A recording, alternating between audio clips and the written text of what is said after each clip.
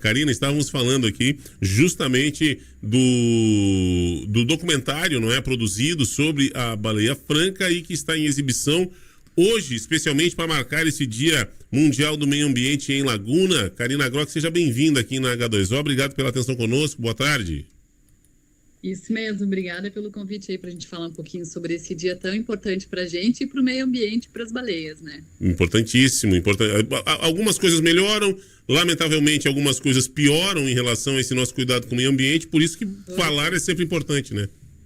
Sem dúvida nenhuma, né? A gente tenta fazer a nossa parte, né? Então, hoje, lançando esse documentário, nossa ideia é mostrar para o público a nossa relação com as baleias, a emoção que é ver as baleias da terra, né? Porque da terra à vista, justamente o nome do documentário já é proposital, pela presença das baleias francas tão pertinho da costa aqui no nosso litoral e a interação que a gente acaba tendo com elas, né? Sabe quando eu vou pesquisar para me lembrar quando foi que eu te conheci? Eu trabalhava com um programa de cultura gaúcha, eu fui acompanhar uma cavalgada organizada pelo Helder Canadas e aí a gente era... O diretor administrativo. Nossa, isso faz tempo. Muito tempo. E aí eu conheci a Karina numa correria. Eu me lembro que o Helder disse, cara, a Karina tá correndo, mas quem sabe eu peguei uma palavrinha. Mas naquela vez me chamou a atenção, tinha um outro biólogo junto, que, como eu disse, faz muito tempo, minha cabeça não guarda, e ele falou, olha, nós temos dos pouquíssimos lugares do mundo para essa observação da Terra, que é o que tu tá comentando, da Terra à vista. Eu queria que tu falasse sobre isso, a importância do valor desse nosso local, dessa localização para essa observação, né? Exatamente. A gente tem um privilégio aqui no nosso litoral sul do Brasil, que é a presença das baleias francas se reproduzindo pertinho da costa. Essa espécie, ela tem esse hábito realmente costeiro, né? Durante o período reprodutivo, as fêmeas se aproximam de regiões como a nossa para ter os filhotes, só que aqui no Brasil é só aqui que acontece. E existem poucos outros lugares no mundo, na verdade, se eu puder listar, a Península Valdez na Argentina, a costa do Uruguai, a África do Sul, né, uma região específica lá na cidade de Hermanos, principalmente na África do Sul, Nova Zelândia, que já é mais difícil a gente acessar, porque é principalmente lá nas Ilhas Auckland, que é impossível praticamente de ir, né, onde só pesquisadores vão. Então, são esses os principais lugares onde a gente tem o que a gente tem aqui no Brasil. Então, olha o privilégio que nós temos de ter a presença desse animal gigante, né, a baleia franca, que nos emociona tanto quando a gente vê, gera uma expectativa. Eu trabalho com isso, como você disse, a gente se conheceu há um pouco mais de 20 anos atrás, que é durante aqueles eventos, e eu trabalho com a espécie há quase 30 anos, e todo ano eu me emociono quando a expectativa da chegada, quando eu vejo a primeira baleia, quando começa a ter os filhotes, é algo indescritível, e é isso que a gente vai mostrar um pouco hoje no documentário, né? Como é a sensação de ver uma baleia. Eu acho que todo mundo tem que ver uma baleia, essa é a principal mensagem do nosso documentário hoje. Fala um pouquinho do documentário. Desculpa, Joelson. Sobre o documentário, se ele foi produzido por vocês, qual é a ideia também dele, o que vocês mostram, né, nesse filme? Isso, então, o documentário, ele é um documentário nosso, do Projeto Franca Austral, né, que conta com o patrocínio Petrobras, e ele foi produzido pela Misticeta Filmes, que é uma produtora que se especializou nesse tipo de filme relacionado ao ambiente marinho, as baleias, os golfinhos. Depois vai ter a sessão do filme sobre os golfinhos também, né, Garbo, a Elegância Coletiva, que foi produzida pela mesma produtora. Então, eles fizeram a captação das imagens, fizeram um roteiro, a gente participa do roteiro, construímos e refinamos tudo o que a gente queria com eles, ao longo desses 3 últimos anos, aí tentando captar as melhores cenas das baleias aqui na região, né? Tem uns takezinhos também lá das baleias lá na Argentina, na Península Valdez, mas o principal é aqui do nosso litoral, porque é justamente para mostrar, né, essa proximidade com a praia, qual é a emoção, e aí tem todo um roteiro, uma história que a gente conta ao longo dos 20 e poucos minutos do filme. Mas aí são registro, então, desses 3 últimos anos. São registros, principalmente, talvez tenha alguma outra imagem de algum outro momento, mas principalmente desses 3 últimos anos. Que pegou ano bom, né? Teve aí um desses últimos 3 anos que foi muito bom nessa questão da visitação das baleias, né? Na verdade, foram os 3 últimos anos que foram os anos com maiores números de avistagem, desde que a gente começou a monitorar lá na década especialmente quando começou a fazer os sobrevoos, que a gente conseguiu monitorar uma área mais ampla, que foi no final da década de 80. De lá para cá, a gente teve 4 anos onde a gente registrou um número maior que 200 baleias aqui no nosso litoral. que foram 2018, 2022, 23 e 24. Ou seja, os 3 últimos anos estão entre os maiores números de baleias já registrados, que foi em torno de 225, 28, 26, por aí, esses 3 últimos anos. Então, a gente considera que eles são anos atípicos, são ótimos, porque foi quase o dobro da média de baleias que a gente costumava ter em anos anteriores. Não sabemos se isso significa que esse ano será novamente uma boa temporada, uma temporada com essa quantidade de baleias, porque a vinda delas para cá está relacionado à quantidade de alimento que elas têm lá nas áreas de reprodução, lá nas áreas de alimentação próximo à Antártica. A gente já sabe que a capacidade as fêmeas, elas têm filhotes após anos com uma boa produtividade primária lá na região antártica, que o alimento delas é o crio, que é tipo um camarãozinho, só que existe em abundância lá na Antártica, e o crio se reproduz em maior quantidade, com mais facilidade, quando tem mais gelo na Antártica, porque ele se reproduz embaixo do gelo.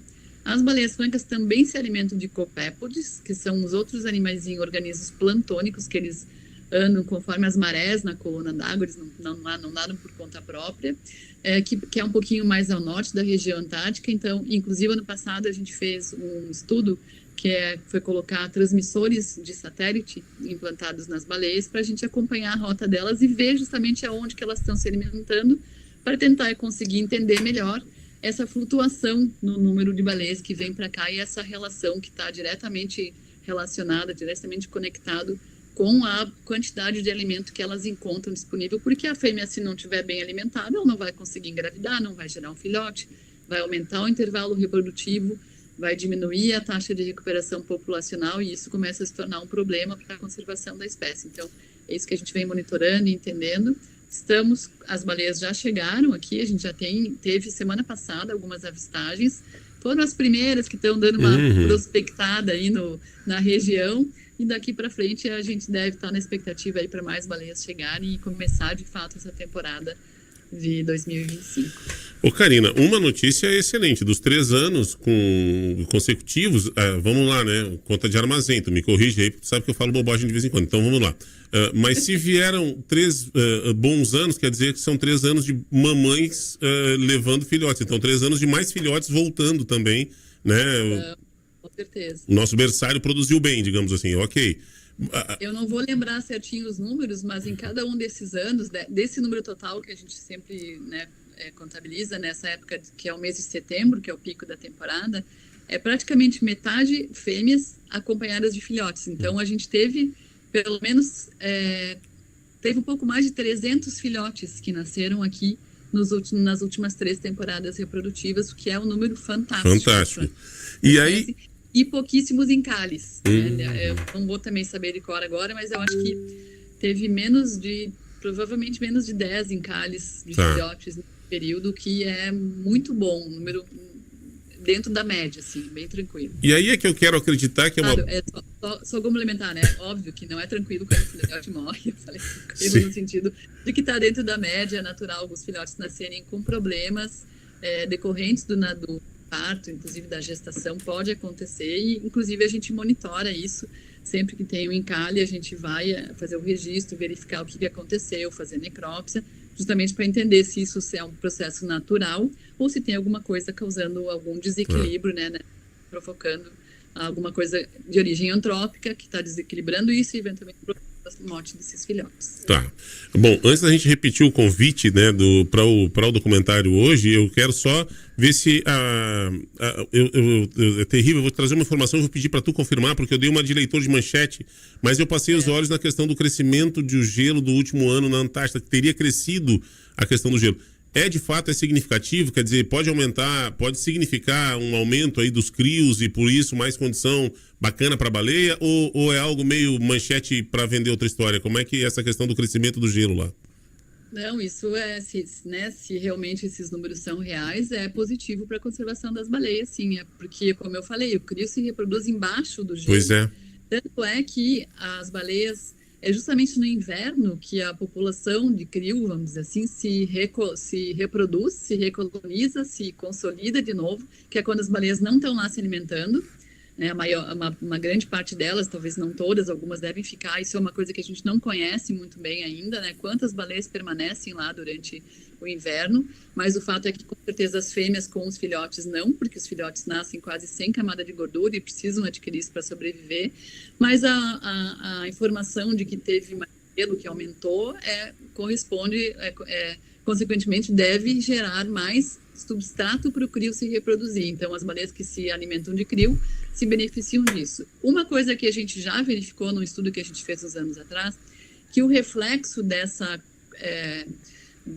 quantidade positiva, digamos assim, de alimento, ele não é imediato. Ele não é, tipo, agora no verão teve muito alimento e agora no inverno vai ter mais baleias vindo para cá.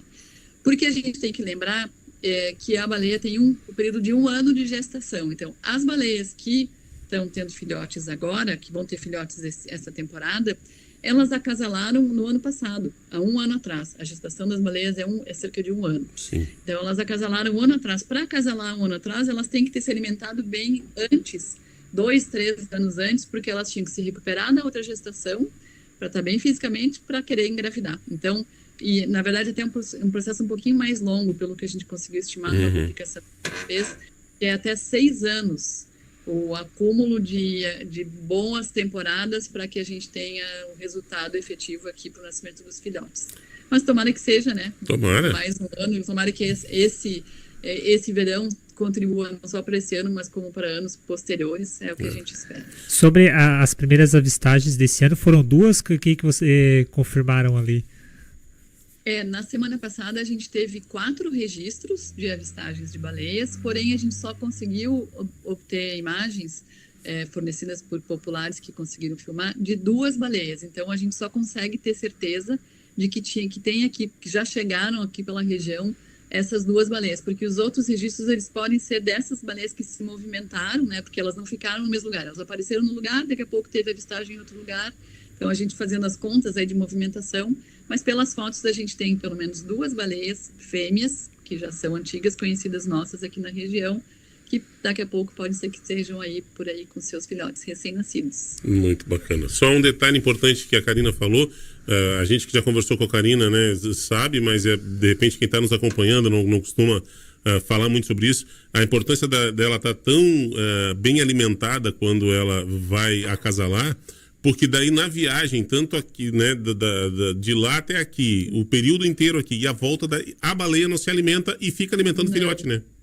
Elas estão em jejum e se alimentam daquela reserva energética que elas adquiriram se alimentando na região antártica durante o verão. Elas adquirem reserva, armazenam a reserva energia na forma de gordura. Então, as baleias francas chegam a ter quase 40 centímetros de gordura embaixo da pele, e é isso que elas vão consumindo, né, e metabolizando durante todo esse período, como você bem falou, da migração, enquanto estão aqui gerando o filhote, cuidando, amamentando o filhote mama aqui, eles são mamíferos, então a fêmea amamenta o filhote durante o período que estão aqui. A região é um berçário para a espécie e por isso é tão importante, a gente se preocupa tanto com a proteção de todo esse ambiente aqui, que é fundamental para garantir a sobrevivência dos filhotes e, consequentemente, que eles retornem bem para a Antártica e deem continuidade aí ao seu ciclo de vida, voltem para cá, gerando novos filhotes, assim como as fêmeas, e assim por diante. Muito bacana. A Karina, que é atleta de triatlon, inclusive, eu posso brincar tranquilo, dizer que a baleia vem de lá um Rafael Bica. Não cheguei no triatlon ainda. Tu tá no duatlon ou não tá só nadando? Não. Achei que tu tava fazendo triatlon, menina. Ah, não, então nem vou falar. Não. Eu ia dizer que a baleia vem, o Rafael Bica, volta uma Karina, volta em forma, assim, volta tranquila, mas ela vem bem gorduchinha de lá. Karina, brigadão aí por esse tempo, por conversar conosco, e vou te pedir para repetir o convite, então, para quem quiser acompanhar esse trabalho, 3 anos preparando esse documentário, captando cena, para apresentar hoje, então.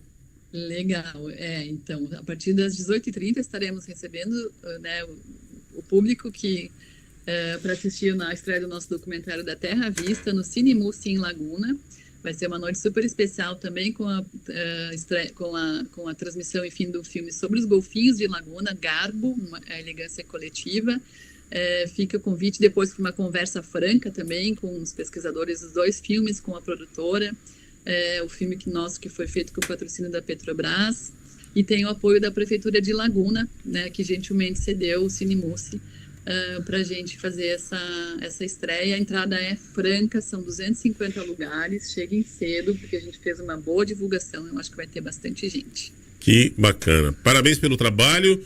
Sou fã do Instituto Franca Australis, admiro demais a dedicação de vocês. Eu sei que vocês reúnem um grupo grande de voluntários também, né? Que todo ano os estudantes vão ajudar. Daqui a pouco vão estar aí sendo treinados, então, pelas praias para monitorar mais uma temporada. Abraço, Karina, obrigado, parabéns aí pelo sucesso. Se der tudo certo, a gente se encontra hoje à noite. Eu devo pegar meu filho e a esposa para ir lá acompanhar esse documentário. Um abração aí. Que joia. Fica com Deus, um abraço, boa tarde. Obrigada, boa tarde.